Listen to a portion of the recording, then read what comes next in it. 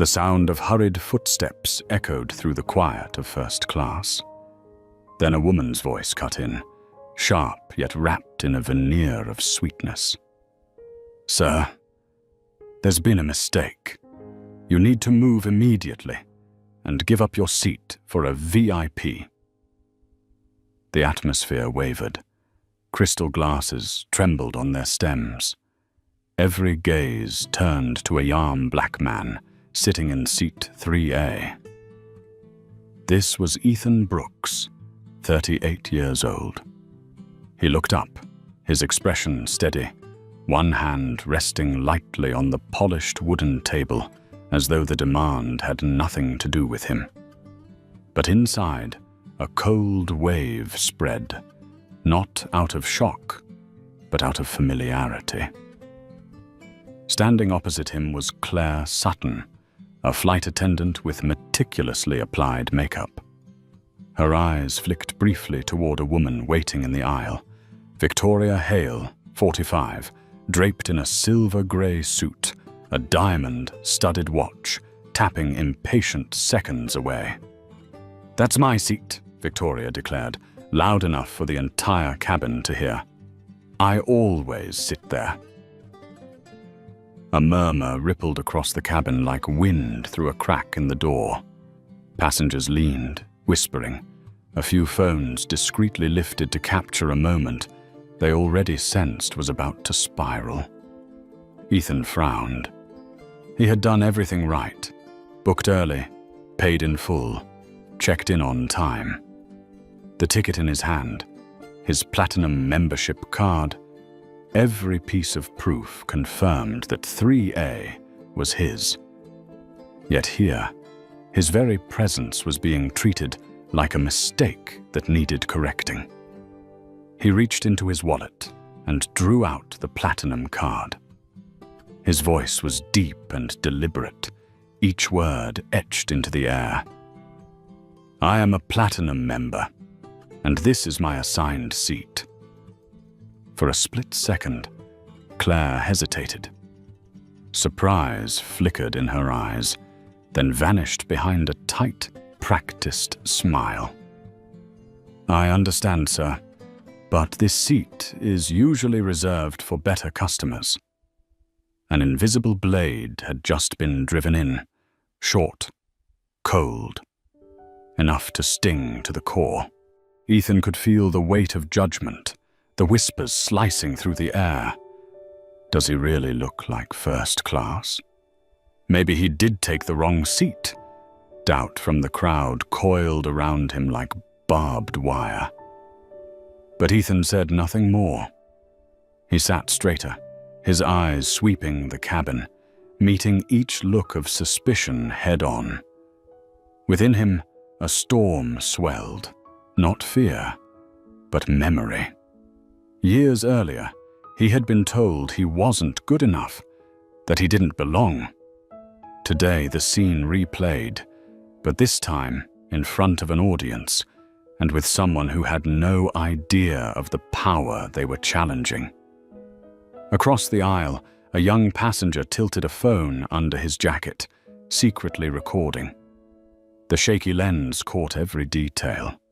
Claire's forced smile, Victoria's arrogance, and Ethan's impossibly calm composure.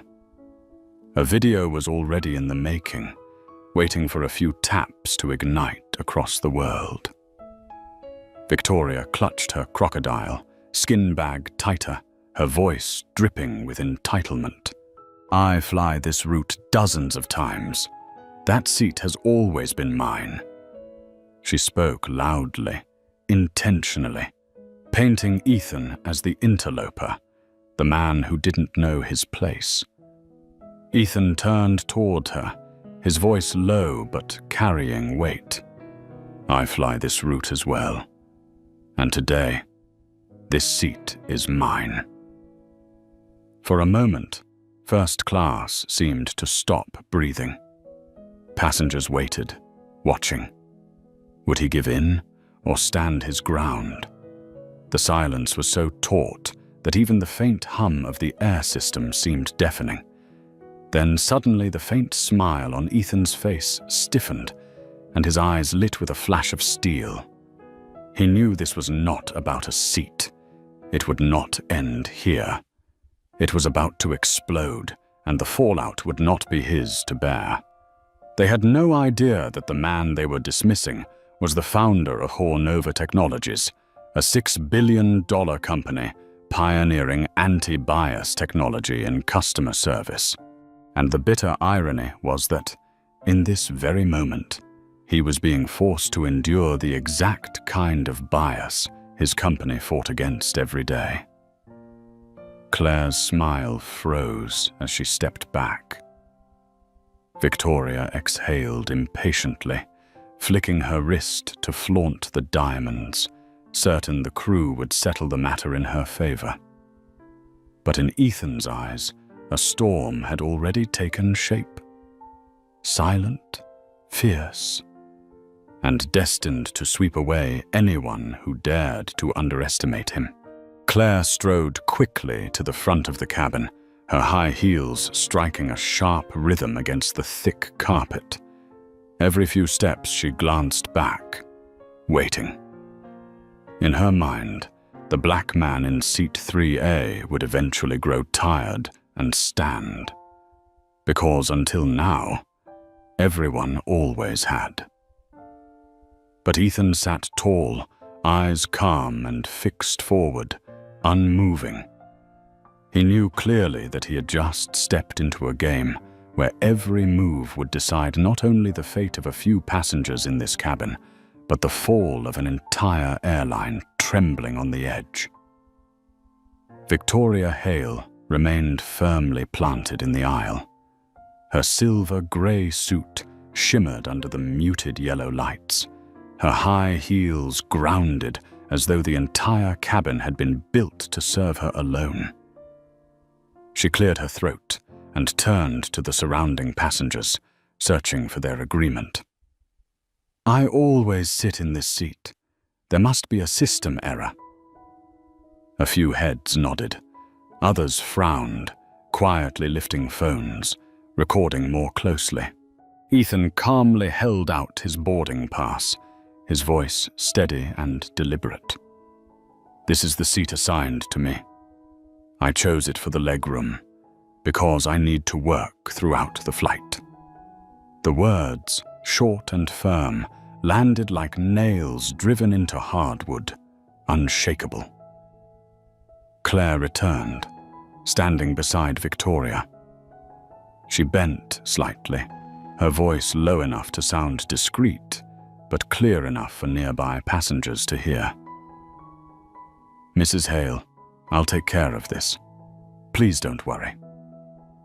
Then, with the finesse honed from 8 years on the job, Claire leaned close to Ethan, her tone softening. "Sir, you can move to another first-class seat. It's just as comfortable. Trust me, this will make things easier for everyone." Ethan tilted his head, his dark eyes as deep as still water. His answer was sharp and final. "No, I will sit in the seat that is mine." The refusal carved through the air. Claire's smile faltered for an instant. She clenched her teeth, turned on her heel, and walked away, her polished mask of courtesy slipping. The cabin fell into a tense silence, though it lasted only a few heartbeats. A passenger in a checkered shirt near the aisle raised his phone a little higher, whispering to himself, "This is definitely going to go viral." Victoria suddenly adjusted her crocodile leather bag, lowering it to reach into a side pocket. From it, she drew a neat stack of folded bills. With a practiced gesture, she brushed past Claire and slipped the cash discreetly into the flight attendant's uniform pocket. Not a word was exchanged, only a strained smile and the slightest nod. But several cameras caught the moment in sharp focus. Claire flushed red, her hand rising unconsciously to press against her pocket, confirming the gift was really there. The atmosphere cut like ice. The dispute over a seat had now shifted into something darker, an open bribe. A woman in seat 3C gasped, whispering, "My God, they just paid her to throw him out." The air grew heavy, suffocating. Ethan watched it all unfold, showing no reaction. His heart pounded, but his face remained as calm as glass. In his mind, he remembered his early years in business, when every dollar he fought for had to be protected with everything he had. Today, once again, he was in a fight, not to guard a seat, but to expose the truth. 10 minutes later, Mark Ellison, the cabin supervisor, arrived. Tall, broad, his steps deliberate. His voice carried the authority of command. "Sir," Mark announced loudly enough for the whole cabin to hear, "we need you to vacate this seat immediately for our VIP guest." Ethan lifted his gaze, his eyes glinting like steel. "I have shown my ticket. I am a platinum member. This is my seat." Mark leaned closer, his tone dripping with mockery. "Perhaps you don't understand how we operate. We prioritize customers who actually matter." A shiver ran through some of the passengers. The woman opposite raised her phone higher, filming openly now, no longer hiding. In the aisle, Victoria sighed theatrically, her voice pitched to draw sympathy. "I have an important meeting as soon as we land. This is humiliating." Then from the back, a man's voice rang out, low but cutting through the silence. "He doesn't look like he can even afford first class." The words pierced the tense air like a blade. Mark seized the moment, leaning down until his voice hissed through clenched teeth. "We can do this the easy way, or the hard way." The cabin erupted in murmurs, sharp breaths, and the glow of phones now fixed squarely on Ethan. Ethan met Mark's gaze head-on. His words came out like thunder, steady and unyielding. "I am not moving." 6 short words, but they cracked through the cabin like lightning in a sealed sky. Mark pulled back, his face flushing crimson.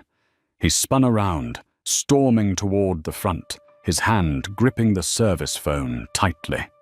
Passengers could not hear what he said into the receiver, but his furious gestures and frantic dialing made one thing clear. The situation had escalated beyond his control. Ethan remained seated, his back straight, his eyes burning with a fire that had now been lit. Around him, whispers swirled. Cameras recorded every angle. Everyone in the cabin knew. This was no longer a simple seat dispute. This was the beginning of a storm. 10 minutes later, the cockpit door clicked open. The sound of metal striking metal echoed harshly, silencing the entire first-class cabin at once. 3 figures appeared. Captain Robert Hayes, 50, 5 years old, his face marked by decades of command, followed by Mark Ellison and Claire Sutton. Each step they took tightened the invisible cord wrapped around the passengers' chests. Everyone understood this was no longer a minor incident. This was an official intervention. Captain Hayes stopped beside seat 3A. His shadow fell over Ethan, creating a stark contrast. 3 standing, 1 seated. But in Ethan's eyes there was no fear, only a cold calm. "Sir," the captain's voice was clear, steady, honed through years of authority. "I have been informed of a seating issue. My crew has the authority to reassign seats when necessary to ensure the comfort of all passengers. Ethan lifted his gaze slowly, weighing each word before he spoke. His voice was deep and steady, carrying through the silence. With all due respect, I hold a confirmed ticket, a valid platinum membership. I chose this seat for the workspace and legroom. There is no policy that allows you to take it simply because another passenger prefers it. Murmurs rippled through the cabin. A few heads nodded in agreement. Phones, like unblinking eyes, captured every expression, every movement. Mark's lips curved into a sneer. He cut in. "If you continue to refuse, we will have no choice but to remove you from this flight." A threat, cold and blunt. Ethan raised an eyebrow, showing the first flicker of surprise. He tilted his head, his voice firm. "Are you saying I will be ejected for not giving up the seat I paid for?" The question fell heavy into the air, like a block of lead. Victoria Hale, waiting nearby, seized the moment. She sighed loudly, her tone dramatic, like an actress on stage. "Ridiculous. I have an important meeting right after landing. I have never been treated so poorly." But passengers shook their heads. A few whispered, "He's the one being mistreated, not her." Captain Hayes frowned, his voice sharpening. "This is your final warning. Either you move, or we will call security." The air thickened, like the sky before a storm. Ethan inhaled deeply, slowly slipped a hand into his jacket pocket. Passengers held their breath, expecting anger. But instead, he pulled out his phone, switched on the camera, and raised it to eye level. "Let's be clear," he said, his voice calm but each word a blade. "I am being threatened with removal from this flight for refusing to surrender a seat I purchased legally to another passenger." Mark's face flushed crimson. He lunged forward, hand reaching to snatch the phone. "No recording allowed." Ethan drew his hand back swiftly, eyes unblinking. "In fact," he replied evenly, "there is no federal law that prohibits recording on a plane, as long as it does not interfere with crew duties. This is evidence, to protect myself." Whispers surged through the cabin. Several passengers nodded. One man muttered, "He knows the law better than they do." Mark froze, his hand suspended, then withdrew, his eyes darkening. At that moment, the heavy sound of boots approached from the front of the plane. 2 airport security officers stepped in, uniforms crisp, eyes cold. The cabin seemed to shrink, filled only with the pounding hearts of many. They walked directly to seat 3A. One spoke firmly. "Sir, we've been informed of a situation requiring intervention. Please come with us and exit the aircraft." The cabin erupted in whispers, curses, and the rapid clicks of phones recording. Ethan tilted his head, staring directly at the captain and at Mark. His voice rang out, deliberate, forceful. "So this is confirmation. I am being forced off this plane, despite violating no policy simply for refusing to give up the seat I paid for." The question struck like an indictment in court. Captain Hayes hesitated, then answered. "You are being removed for causing a disturbance." Empty words. Many passengers' eyes flared with anger. A voice rang out from the back. "He didn't do anything wrong." Another passenger lifted their phone, declaring loudly, "I recorded everything, including when she stuffed money into the flight attendant's pocket, Don't you dare cover this up." Mark's face turned ashen. Claire stared at the floor, her hand still pressed against her pocket, holding the bribe. Victoria smirked, convinced victory was hers. Ethan rose slowly, his posture straight as steel. He tucked his documents into his briefcase, stepped into the aisle, flanked by 2 officers. But in his eyes there was no trace of defeat, only the steady resolve of a man who had faced injustice before and knew how to turn it into truth laid bare. The cabin sat in breathless silence. They did not yet realize the man being escorted away held the power to decide the fate of the airline itself. And the real storm had only just begun. The airplane door closed behind him, leaving Ethan with a cabin full of uneasy stares and suffocating silence. His footsteps echoed softly along the jet bridge, each step striking against the cold wall of injustice. 2 security officers escorted him, their movements rigid, their eyes deliberately averted. Cool air rushed in from outside, calming the fire in his chest. Ethan paused, pulled out his phone, his fingers moving with precision. A message lit up on the screen. "Removed from flight. Classic case of discrimination.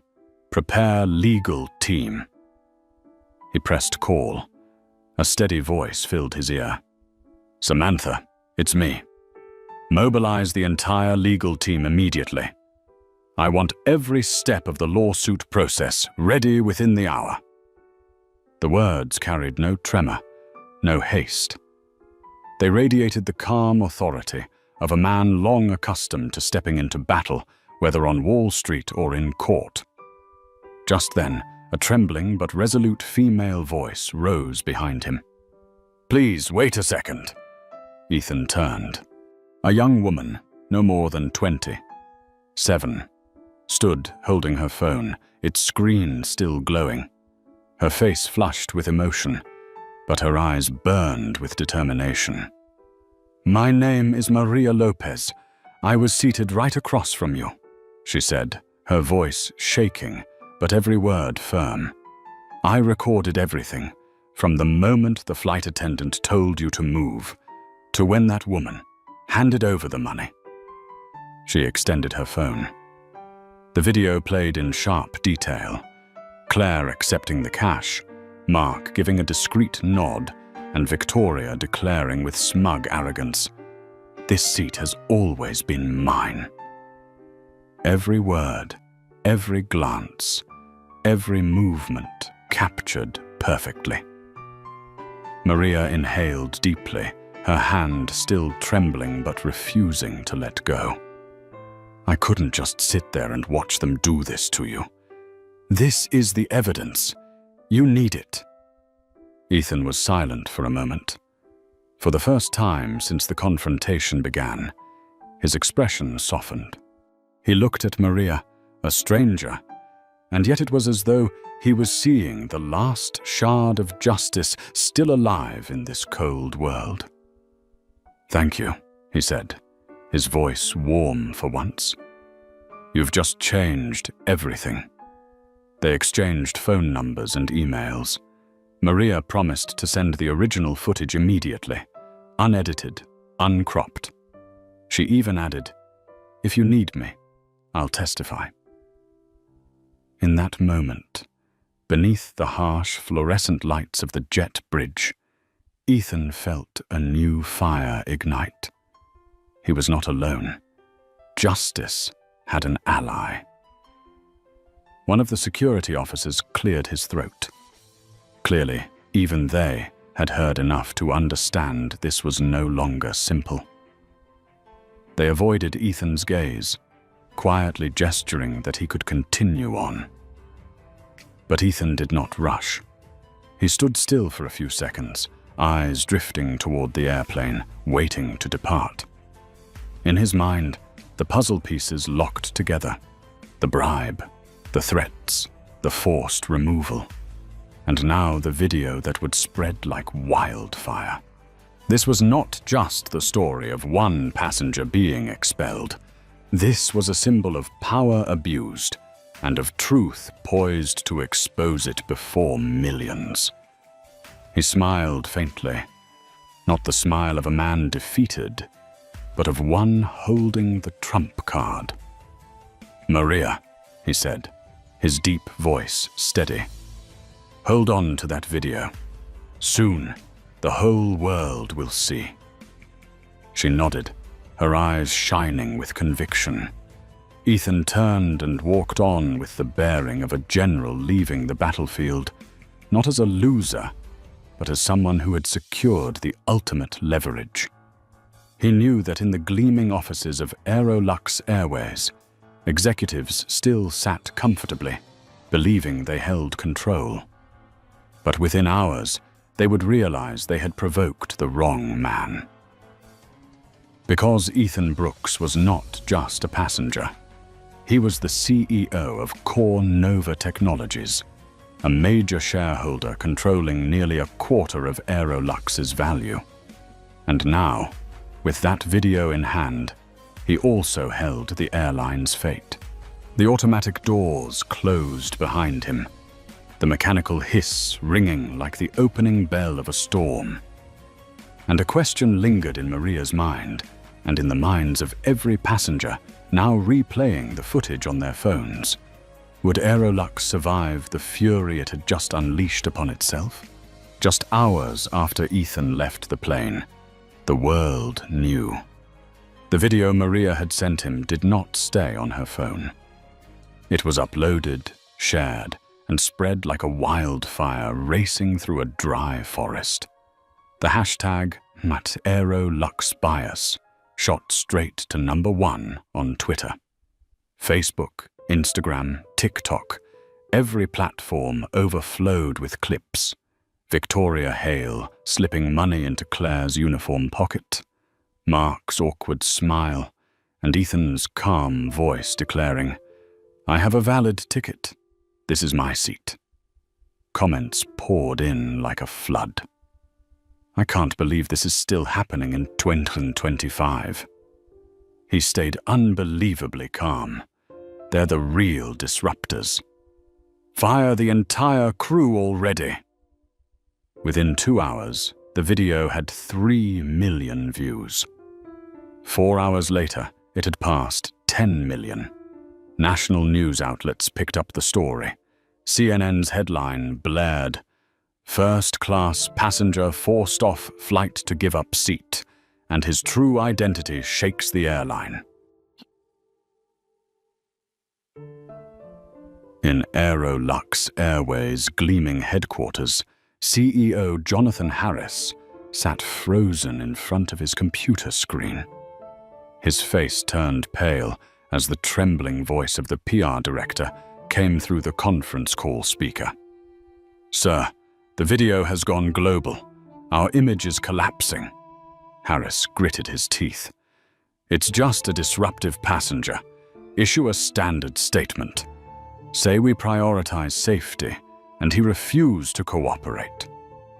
The PR chief inhaled sharply, her voice breaking. "That's impossible, sir. The video is too clear. It shows him calm, compliant. And we confirmed his name. He is Ethan Brooks." The boardroom fell silent. A few executives exchanged horrified looks. Harris whispered, as if he could not believe his own ears. "Ethan Brooks? The CEO of Core Nova?" "Yes, sir. And shareholder records show he holds 23% of Aerolux. With allied funds, he has controlling power." It was as if an invisible hand had slapped Harris across the face. Sweat broke out, soaking the collar of his expensive shirt. In his mind, nightmarish scenarios flashed. Stock prices plunging, partners pulling out, investors dumping shares, and above all, control of the airline slipping into the hands of the very man they had just humiliated in public. At that moment, the large wall screen blared an emergency alert. Aerolux stock prices were in freefall, down 11% in 30 minutes. News tickers scrolled non-stop. Investors flee. Bankruptcy risk if crisis not contained. Meanwhile, in a private meeting room at a nearby private airport, Ethan sat with CoreNova's executive team. Beside him were COO Sarah Jenkins, the head of legal, and the communications director. No one raised their voice, but urgency burned in every eye. Sarah opened her laptop, turning the screen toward Ethan. The video has passed 15 million views. 3 senators just tweeted calling for an investigation. Global media outlets are covering it. This is your chance not only to defend yourself, but to reshape the entire airline industry. Ethan sat still, hands clasped, his eyes deep in thought. Memories of his childhood in a poor neighborhood resurfaced. Memories of being told he could not sit in a certain seat in class because it wouldn't look right. He tightened his grip, then let out a long breath. "We will not stay silent," he said. "Prepare a statement, not a complaint, but a warning." The communications director nodded quickly and began drafting. Back at Aerolux, Jonathan Harris frantically dialed the board, his voice breaking. "We have to stop this. We need to apologize immediately. We have to do something before everything collapses." But he did not realize that every move was already too late. The storm could not be contained. It had swept across the world, ripping the mask off Aerolux and placing power squarely into the hands of the man they tried to push aside. In that moment, Ethan Brooks lifted his head, his eyes shining with steel. He knew this was no longer about a seat. It was about dignity. And this time, he would not back down. On the top floor of Aerolux headquarters, the glass-walled boardroom gleamed like a bright box against the late afternoon sky. But inside, the air was thick and heavy, like stone pressing down. The senior executives sat in silence, the only sounds the clicking of pens and the sharp breaths of anxiety. CEO Jonathan Harris sat at the head of the table, his usual confidence gone. His tie hung loose, sweat soaking the collar of his shirt. Every eye in the room was fixed on him, not searching for answers, but ready to assign blame. The phone on the table buzzed violently. His assistant rushed over, voice trembling. "Sir, Ethan Brooks's office is on the line. They demand to speak immediately." The entire room froze. Harris swallowed hard, his hand shaking as he pressed the speaker button. "Mr. Harris," Ethan's voice filled the room, deep and steady, yet sharp as steel cutting through air. "I have seen the video. Millions of others have seen it too. There is no need to debate what happened. I have only 2 demands." The executives leaned forward, their hearts pounding. "First," Ethan continued, each word striking the oak table like a hammer on a nail, "the entire crew involved, including the captain, the cabin supervisor, and the flight attendants, must be terminated immediately." A wave of unease rippled through the room. Harris frowned, struggling to regain a tone of reason. "Mr. Brooks, we can suspend them pending investigation. A rushed decision like that could—" "No," Ethan cut him off, calm but cold as a blade. "Terminate them. Right now." Harris gripped the edge of the table, trying to stop his hand from trembling. "My second demand," Ethan said. "The $50 million contract Aerolux has been negotiating with CoreNova consider it cancelled." The words landed like a thunderclap. Several executives shot to their feet, chairs screeching against the floor. Their faces drained of color. One muttered in disbelief, "God, if we lose that contract, we'll have no chance to modernize the system." Ethan did not let them interrupt. "I am the largest shareholder in Aerolux. If these demands are not met, I will liquidate my entire stake this week. And I assure you, other investors will follow. When that happens, your company will not just lose a contract. You will lose everything."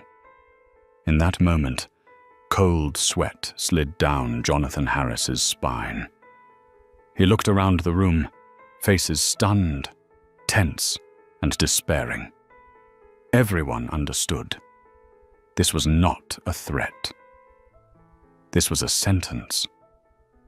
Harris drew a shaky breath, trying to steady his voice. "Mr. Brooks, surely we can negotiate. We apologize deeply, we." Ethan's voice cut through, firm and final. "I don't want apologies. I want accountability. I want justice enforced. And I want it now." The room went silent.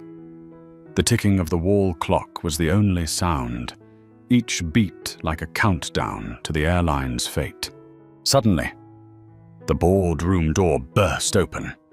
A financial analyst rushed in, pale-faced, clutching a tablet. "Ladies and gentlemen, Aerolux stock has dropped 18% in the past 2 hours. Projections show it could hit 30% by end of day. Without decisive action, we are facing market collapse." A gasp broke out at the far end of the table. Another director whispered hoarsely, "Bankruptcy if we lose Brooks. Bankruptcy is certain." Harris sank deeper into his chair. He was used to giving orders, used to control, used to being praised as the savior of the airline. But now, the true power was outside this room, in the hands of the man he had dared to humiliate in the skies. Ethan's voice returned, quieter yet cutting. "You have 12 hours. Meet my demands, or Aerolux will vanish from the aviation map." The call ended. The room sat in silence, though the lights still glared bright. Harris lowered his head into his hands. The directors exchanged glances, and in their eyes there was no more debate, only fear. They all knew. It was not Ethan Brooks who needed Aerolux. It was Aerolux kneeling before him, and the ultimatum had just fallen like the final stroke of an executioner's blade. That night, the top floor of Aerolux headquarters still burned bright as if it were daytime. The cold glow of fluorescent lights spilled across the glossy wooden table where the board of directors had been hastily summoned. Some were still in golf shirts, others in suits with jackets unbuttoned, but all carried the same expression, sheer dread. Outside, Aerolux stock continued its free fall. The ticker screens flashed relentlessly. 22%, 25%. The red numbers glared like bleeding wounds. In just a few hours, billions of dollars in market value had evaporated. Jonathan Harris sat at the head of the table, fingers laced tightly as he tried to project calm, but his pale face betrayed him. When the chairman of the board slammed his gavel against the table, the room fell into silence. "We have no more time," the chairman rasped. "Brooks has issued an ultimatum. Either we comply or we collapse. What do you want to do?" A wave of whispers broke out. A silver-haired director leapt to his feet, his hand trembling. "We cannot allow one shareholder, no matter how large, to dictate the entire airline. If we fire the crew immediately, we violate personnel protocols. The union will sue. And cancelling the $50 million contract.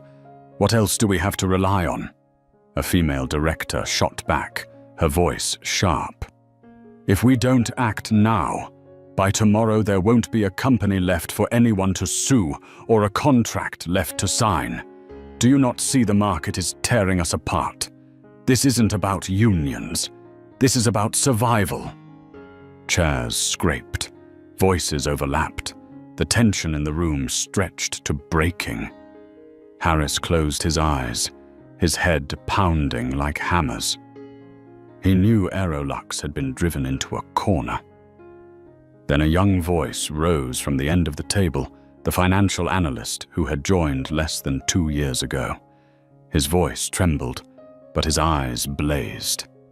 If Brooks pulls his investment, every other fund will follow. The stock will nosedive without breaks. Bankruptcy is only a matter of time. We are arguing while the company is dying outside these walls. He isn't bluffing. He's already proven his power. Silence swept across the room. The weathered eyes of veteran executives dropped. The chairman turned to Harris. You are the CEO. Your final call? Harris swallowed hard. In his mind, he saw again Ethan sitting tall in first class, the unwavering gaze that now pierced through his own helplessness. For the first time in his career, Jonathan Harris felt utterly powerless. We will have to comply, he said, his voice cracking. Fire the crew and announce it publicly. Tonight. A murmur rippled across the table. Some nodded grimly, others winced, but none objected. They all knew this was the only choice to keep Aerolux alive. The legal team immediately drafted a press release. Aerolux Airways issues a public apology and confirms the immediate termination of 3 employees involved, effective at once. But as the statement was read aloud, a younger director frowned. Will that be enough? Brooks wants more than words. He wants to see action. The room fell silent again. Eyes darted nervously, heavy with fear. They all understood Ethan Brooks did not just want a few names crossed off the payroll. He wanted to send a message that real power lay in accountability and in his hands. In the corner of the room, a large screen flickered. Maria's original video was being broadcast across dozens of international news networks. Claire taking the money, Mark nodding, the captain silent like a complicit witness. Live comments scrolled endlessly. Too little, too late. Give control to Brooks. He's the one fit to lead this airline. This isn't an incident. This is a turning point in history. Jonathan Harris closed his eyes, his heart hammering out of rhythm. He knew. Even if they bowed to the ultimatum, Aerolux would never be the same again. And out in the darkness, the man who had been forced out of seat 3A was already preparing his next move, the move that would decide whether Aerolux survived or vanished forever from the skies. It was late at night, but in a private conference room at the executive terminal, the lights still blazed. The glass walls reflected the image of a small group seated around a long table. At the center sat Ethan Brooks, his expression calm to the point of coldness, as if the storm outside was only a prelude to the symphony he was about to conduct. Beside him was Sarah Jenkins, the sharp COO, with her hair neatly tied back and eyes gleaming behind thin glasses. Across from him sat Alan Price, the short but razor-voiced head of legal. To the right was Monica Torres, the communications director, her hands poised on her laptop as she tracked the torrent of news flooding the world. "The video has passed 25 million views in just 10 hours, Monica reported, her voice barely hiding her excitement. "International media, politicians, even Hollywood celebrities are sharing it. Aerolux is no longer just an airline. It has become the symbol of discrimination," Alan cut in, his tone dry and metallic. "Civil lawsuit, at least $200 million. Federal aviation law allows it. I already have the case file ready. With the bribery evidence, we can drag Aerolux straight into court." Sarah nodded, her voice steady but firm. "Not just the courts. The market will be the greater tribunal. If you pull your capital and declare no confidence in Aerolux leadership, the stock will nosedive. They will kneel." Ethan remained silent. His hand brushed lightly against the phone in front of him. On its screen, the face of Maria Lopez appeared briefly, the young woman who had handed him the proof. She was a small piece, but a crucial one in this massive chess game. His gaze deepened.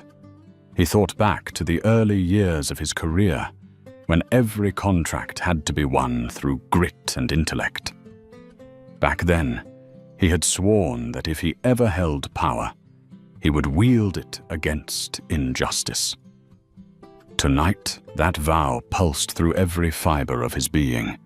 He raised his head, his voice resonant and steady, like the beat of a drum. "We will not just react. We will go on the offensive. Aerolux believes this is a crisis they can smother with press releases and a few sacrificial firings. They are wrong. This is the beginning of change. And I will be the one to shape it." Monica frowned, her tone sharp with strategy. "You want to turn a personal incident into a global campaign?" Ethan nodded. "We will call for transparency in the airline industry. A binding pledge against bias. Cornova will lead the charge. They humiliated me on their plane. I will humiliate them before the entire world." Alan tapped the table lightly. "And on the legal front, I will make them pay. Not just in money, but in reputation, something they cannot buy back." Sarah's thin smile curved, her eyes gleaming like blades. "You know, Ethan, I haven't seen you this resolute in years." He looked each of them straight in the eye. "They think I am just a troublesome passenger. They don't know I hold 23% of their stock. If I must, I will buy more and take full control. Aerolux will become ours, and I will show them what justice truly means." For a few seconds, the room fell silent. Not from doubt, but from the sheer weight of his words. This was no longer a plan. It was a declaration of war. Outside the glass, the runway glowed under amber lights. The distant roar of a private jet taking off echoed like the opening drumbeat of a new battle. Sarah placed her hand on the table, her voice ringing firm. "Then let's begin. This fight is no longer just about Aerolux. It will be a message to the entire world." Ethan gave a slight nod. In his eyes, the fire of resolve burned bright. The first strike had already sounded. And from this moment, Ethan Brooks's counteroffensive began, not just to reclaim Seat 3A, but to win back dignity for millions who had been dissolved and demeaned. Dawn had not yet broken, but the top floor of Aerolux headquarters blazed with light. Jonathan Harris sat motionless in his vast office, dark circles under his eyes after a sleepless night. The screen before him glowed with streaks of red, Down 30. 1% in stock value in just 12 hours. The airline once praised as the gold standard was now being shredded by the markets like a dying beast. The phones never stopped ringing. Investors demanded answers. Major funds had already begun to pull out. His inbox overflowed with hundreds of emails from customers cancelling tickets, cancelling contracts, vowing to boycott. This was no longer a scandal. It was an earthquake, erasing the reputation Harris had spent his entire career trying to build. The door burst open. The chairman of the board and 3 senior members entered, their faces taut with tension. The chairman slammed a morning paper down onto the desk. On the front page was a photo of Ethan Brooks being escorted off the plane by 2 security officers. The headline screamed, "Aerolux's largest shareholder forced from his legal seat, airline on the brink of collapse." "Jonathan," the chairman growled, "do you understand the catastrophe we've unleashed? He wasn't just a first-class passenger. He is the man who can destroy us with the snap of a finger." Harris croaked, his voice hoarse. "I've ordered the crew fired. I've signed the apology. We're containing this." "Containing?" another director snapped, slamming his palm on the table. "The whole world has seen the video. No one believes that half-hearted apology. And Brooks just refused a reconciliation call. He's preparing something and we have no idea what."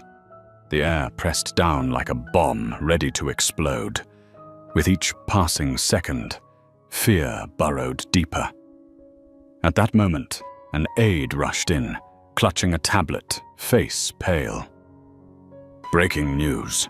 Cornova, Brooks' company, has just issued a global statement. They're calling on all airlines to sign a transparency pledge against discrimination. Any company that refuses will be named publicly." The room convulsed. A wave of dread swept across every face. They all understood. This was no longer a personal lawsuit. This was an industry-wide revolution. And Aerolux had been named first. The chairman's voice dropped, each word falling like a hammer.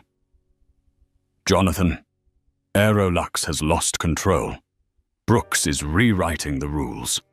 And we, the ones who thought we held power, are nothing more than pawns in his hands."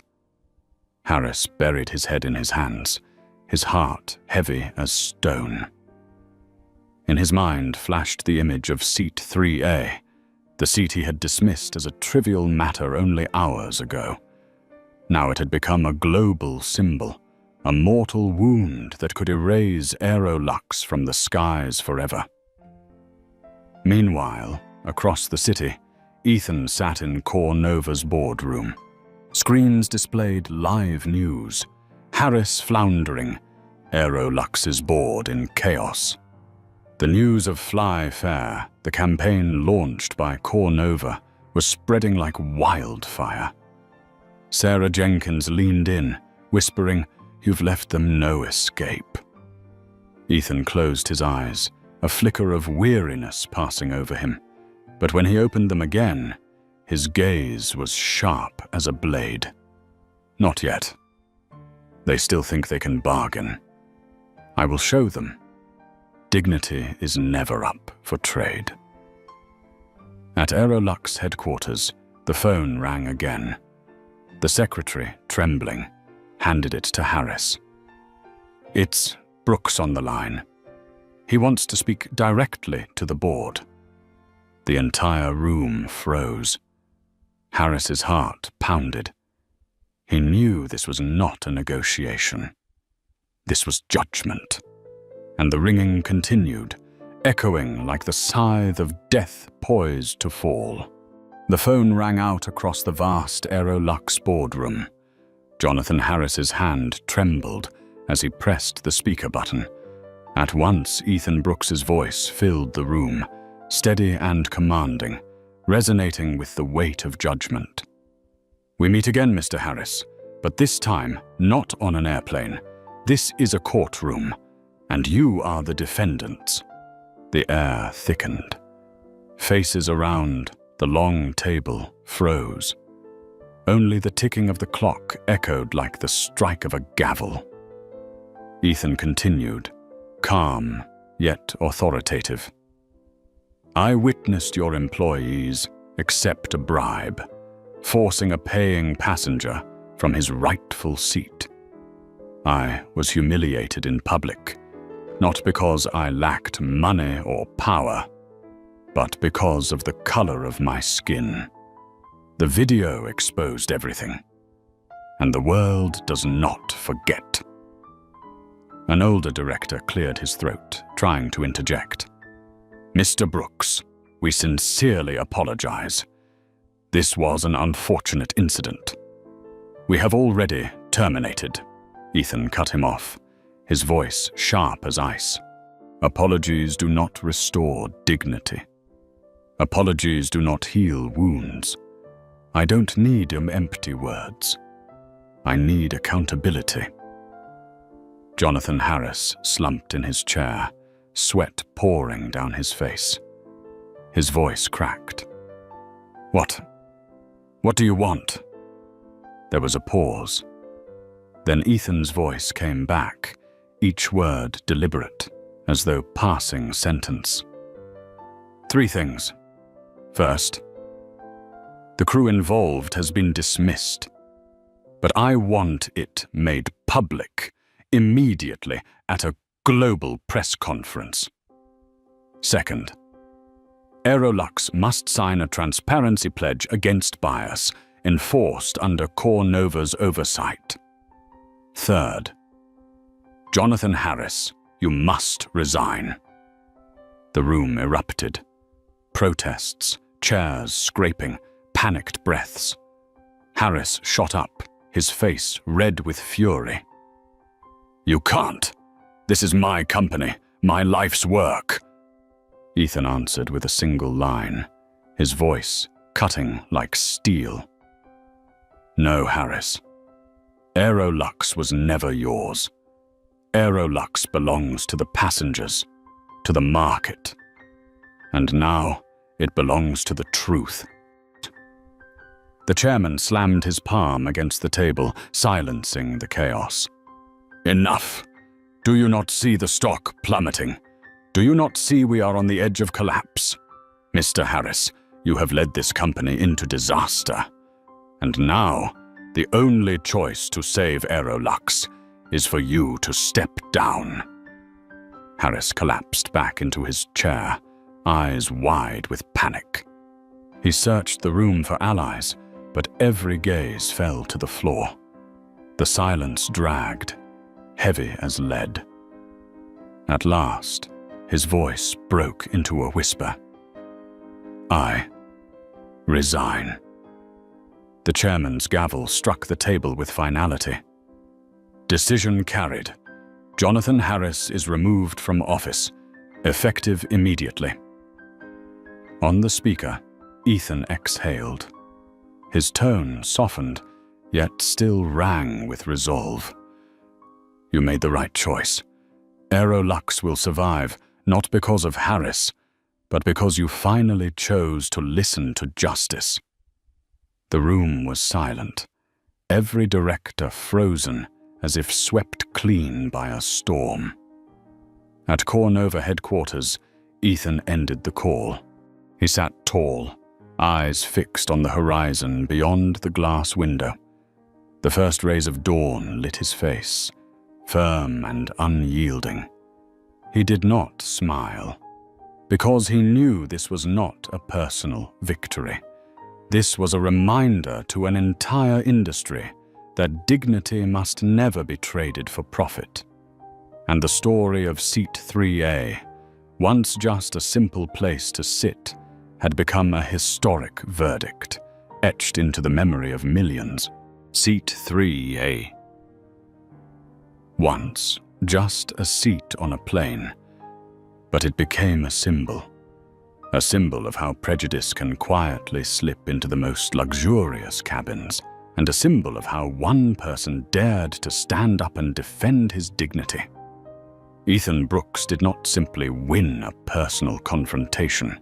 He forced an entire airline to bow its head, and he forced the world to reflect. Does fairness truly exist, or is it reserved only for a select few? Management experts often say, a crisis does not create the main character. It only reveals who the true leader is. Ethan did not choose to become a hero, but his composure, his unwavering belief that legal rights are never a commodity to be bargained away, transformed him into the spark for a greater change. And the message for all of us is crystal clear. Dignity is not a privilege. It is the inherent right of every human being. If you too believe that justice must be upheld, that no one deserves humiliation simply because of their appearance, then hit like and subscribe to stand with us in uncovering stories that expose the truth. And leave a comment with just 2 words, justice, to affirm that you too stand on the side of what is right.